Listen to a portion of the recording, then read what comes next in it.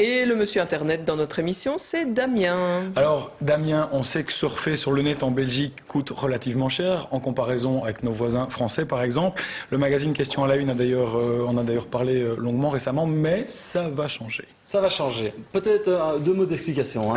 Un petit tableau, on peut le voir. On va essayer de comparer entre la France et la Belgique. C'est vrai qu'en France, on a l'habitude de voir la publicité à la télévision quand on regarde les chaînes françaises.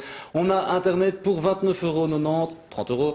Pour avoir Internet, avoir la téléphonie et avoir la télévision en numérique. Avec une vitesse de téléchargement avec une bonne vitesse de téléchargement et avec des quotas de transfert aussi qui sont illimités. C'est tant qu'on en veut par mois.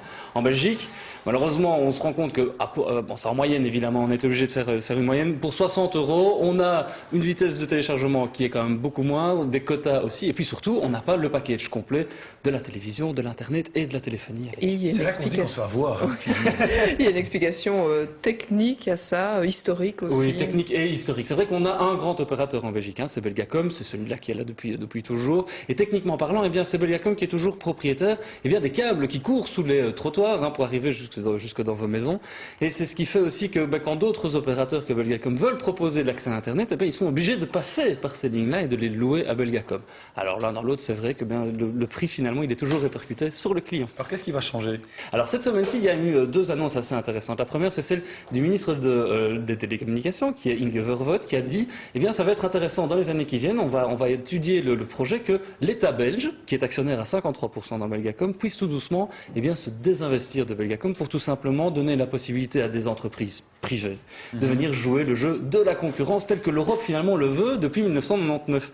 Et donc plus il y aura d'acteurs privés sur le marché belge, plus la concurrence va être grande et plus les prix vont être tirés vers le bas. C'est aussi l'avis d'une des top managers de la Banque nationale de Belgique qui a fait cette annonce-là cette semaine. Et ce qui permettra aussi à l'IBPT de mieux faire son travail, parce que c'est plus facile de contrôler une entreprise privée qu'une entreprise qui dépend de l'État. Voilà, l'IBPT, l'Institut des postes et des télécommunications, qui gère que la concurrence se passe bien.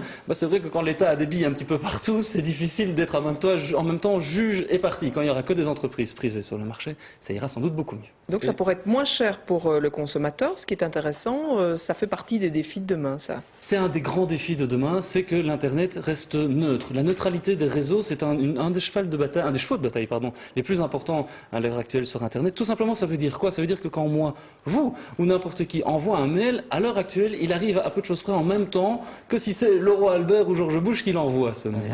Et ça, c'est important qu'à l'avenir, ça subsiste. Parce que ça voudrait dire, si ce n'est pas le cas, que des entreprises pourraient payer plus cher en disant mes informations doivent passer avant celles de monsieur et madame tout le monde.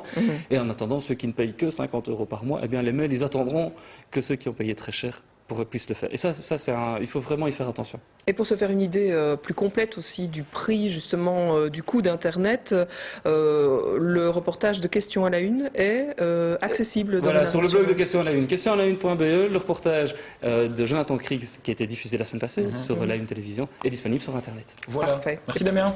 Et puis vous le savez aussi dans cette émission ne serait rien sans vous. Et ce soir, c'est Laurent qui va nous poser une question.